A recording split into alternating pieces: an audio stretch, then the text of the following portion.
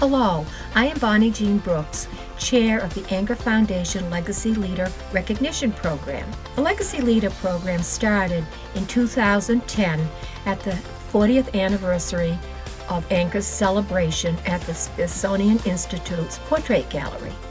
We recognize and celebrate the accomplishments of our finest and most influential long-term ANCOR members. They have all made significant contributions to ANCOR during their tenure. These leaders have been on ANCOR governing boards, they've chaired committees, and they've been very involved in other ANCOR activities. I'm Gabrielle Sedor, Director of the ANCOR Foundation, which has inducted 93 members into its Legacy Leader Circle in the last 10 years. Our foundation is inspired this year by 5 more leaders, whom we are now honored to induct into our 2020 Legacy Leader Circle.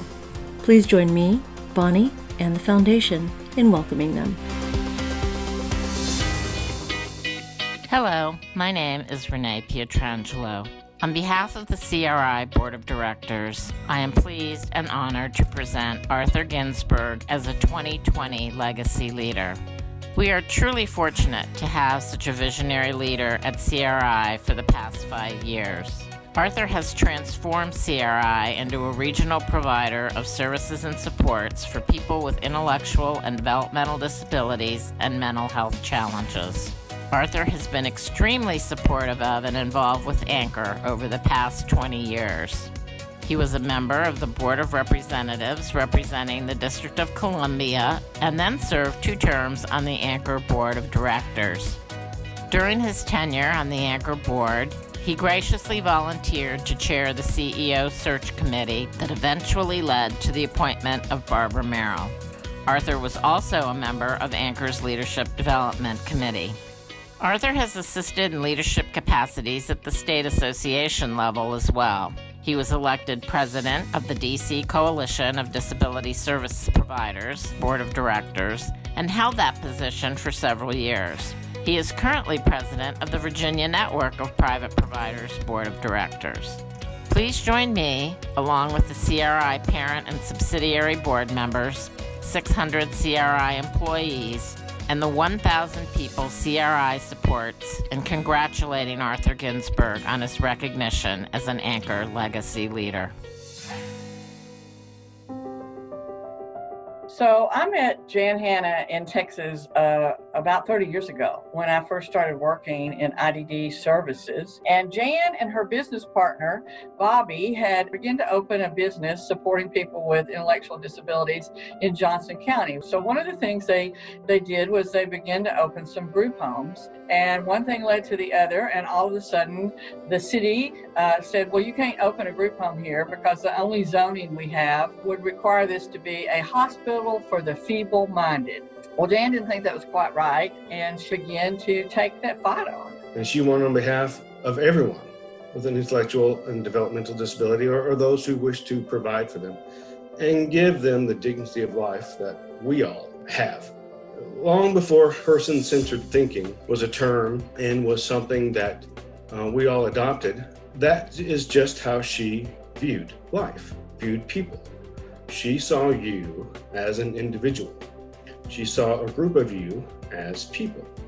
So you weren't an MR person. You were a person who had an intellectual disability. You weren't a short person. You were a person who wasn't as tall as maybe some other people are.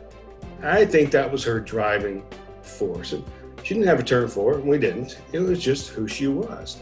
A small farm girl from Meridian, Texas, with a very hard work ethic and a heart equally as large and equally as ethical. And that's another thing it's all about. Equal opportunity. You're a person, I'm a person.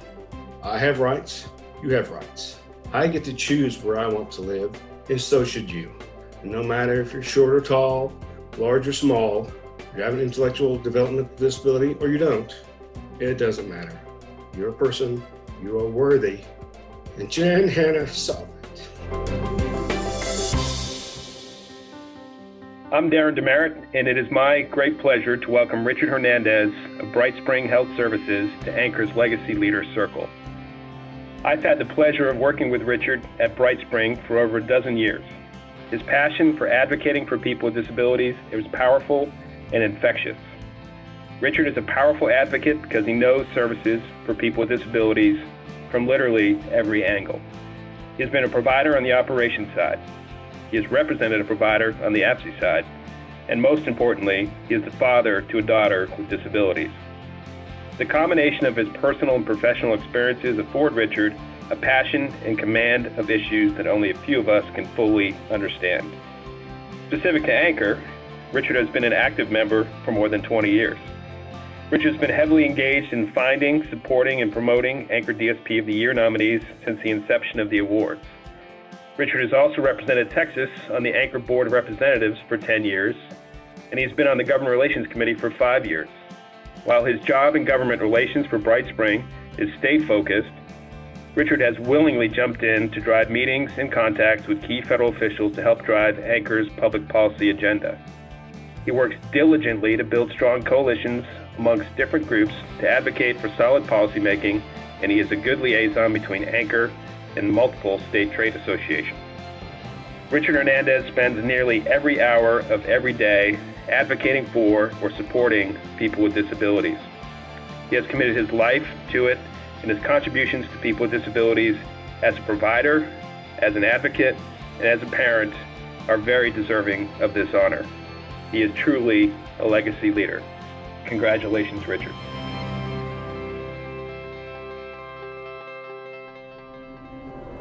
This is Andrea Yacht, Cindy's oldest daughter. As Cindy's oldest daughter, I have seen firsthand the impact she has had on families with children and adults with disabilities. Cindy, first and foremost, is the mother of 3 adults that have all worked and continue to work in the field of disabilities.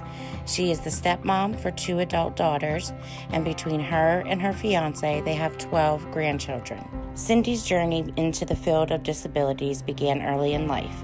She was the big sister of Deborah and Andrea.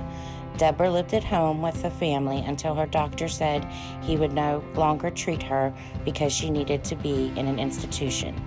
Deborah was moved nearly 3 hours away, but the family made the trip often to see her. Deborah passed away within months after leaving the family. Her sister Andrea died shortly after birth. While in her senior year of college and raising her first daughter, she interned in a group home with 10 wonderful women with developmental disabilities. After the group home experience, Cindy got her first full-time job in the field that started the first week of Public Law 94-142, the right to a free and appropriate public education. Since that time, Cindy has worked in a variety of roles in the field with adults and children with disabilities. Much of that time has been spent in advocating for families to have support they need to stay closely involved in the lives of their family members with disabilities and working to keep people out of institutions. During her more than 40 years of working on behalf of people with disabilities, she has honored to have interviewed and gotten to know hundreds of people with disabilities, their families, and the many professionals who are passionate about supporting good lives for all. Hi, I'm Mike King, President and CEO of Volunteers of America at the National Office. And today I get to talk about my wonderful colleague and friend, Angela King, who is the CEO of Volunteers of America Texas, who I met some 15 years ago when I was the CEO of Volunteers of America Texas, and Angela was the chief program consultant throughout the country about anything related to developmental disabilities. And I called her my truth teller, as she would come to Texas to consult with me and give me input and advice, the good, the bad, and the ugly, all the above. And you know, the nice thing about Angela, you know, she is really, really funny. So if you're going to hear bad news, it's great to hear it from Angela. If you're going to hear it from good news, it's even better to hear it from Angela. But in every way, you will never hear something that is not truthful. No matter how difficult that topic is, she is the best truth teller I have ever worked with, and that's what made me trust her and love her so dearly.